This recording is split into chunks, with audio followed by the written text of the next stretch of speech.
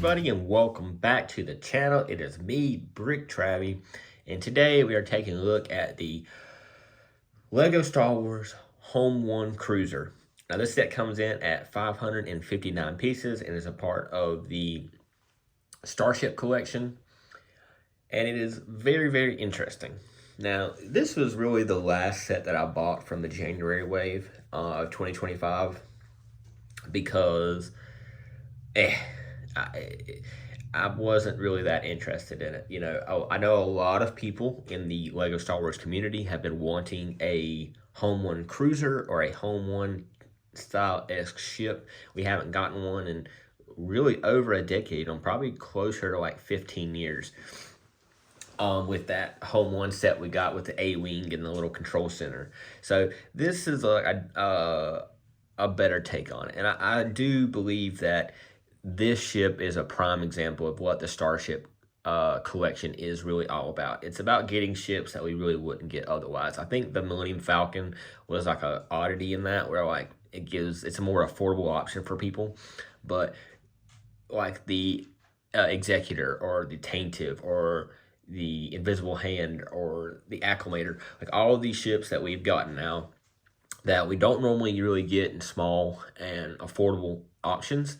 And this is one of those sets where I don't think they'd ever make it like a more expensive detailed option. So this ship itself actually fits this line very well.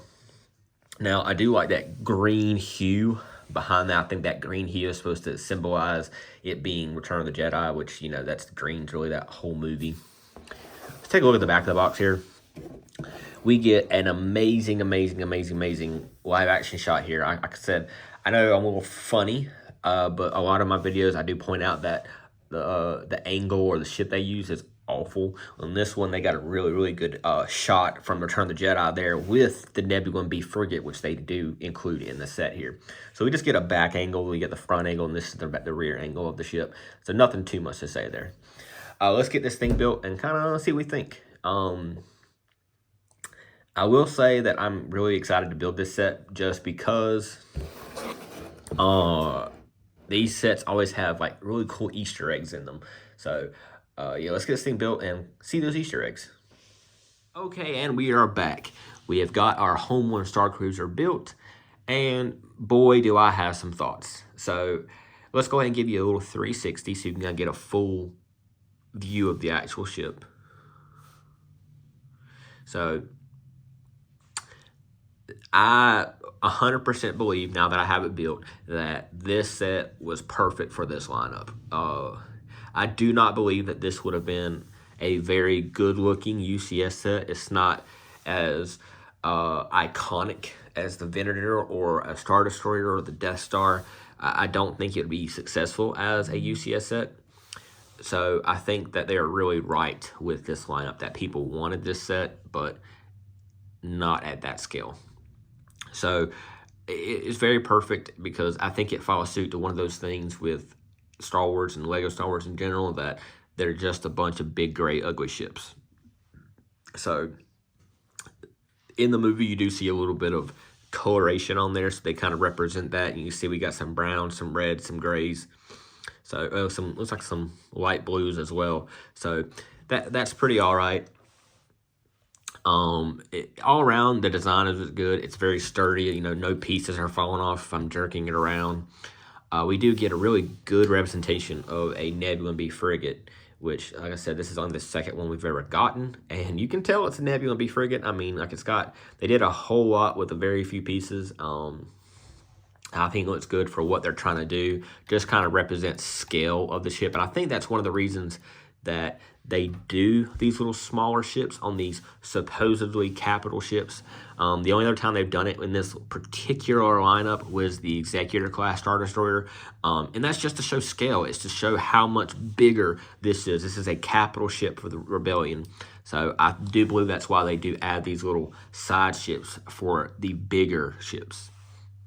Now, moving on, like I said in my intro, something that the Starship collection has been known for since its inception is Easter eggs. So this particular set has a few, and They're not meant to be seen on a regular basis. So it's meant to be for the builder as you're putting the set together. But I'm going to take it apart so you guys can see.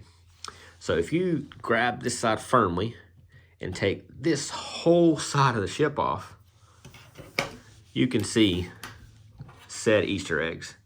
So if you look in there, I know it's kind of dark, but if you look in there in the front, we have some orange and white studs in a little chair there, and that's supposed to represent Admiral Akbar saying it's a trap.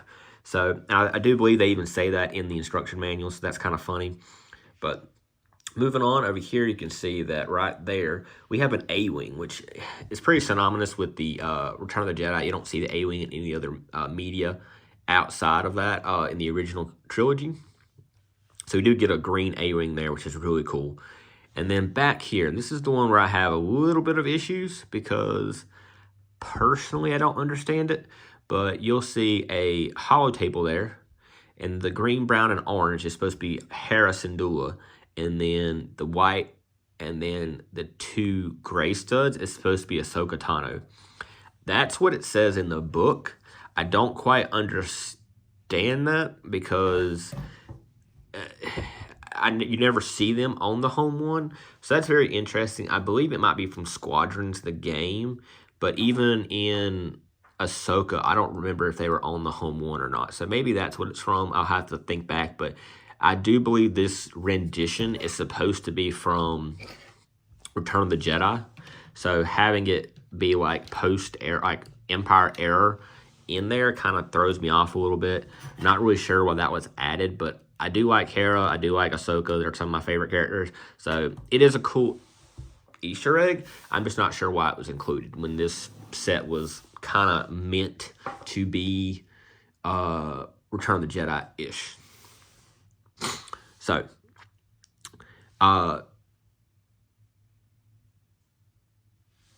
you can see I got a little distracted there.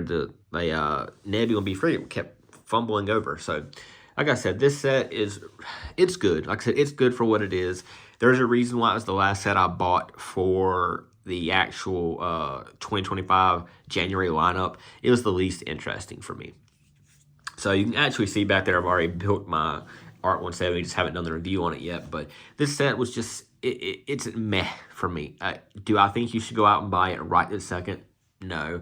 If you can catch it on sale, go for it. It really looks really good on display. It's going to look good on display. I like that they have printed plaques. I like that they're keeping with a very, very, very identical base for all these ships so that when they are displayed together, they look amazing.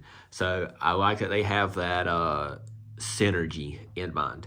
So I hope you guys really enjoyed this video. If you did, please give it a big thumbs up and subscribe to the channel. It helped me grow. I'm trying to get to 1,000 sometime this year. I'm less than 200 subscribers away. So if you could help me out with that, I'd really appreciate it. And I will see you guys in the next one.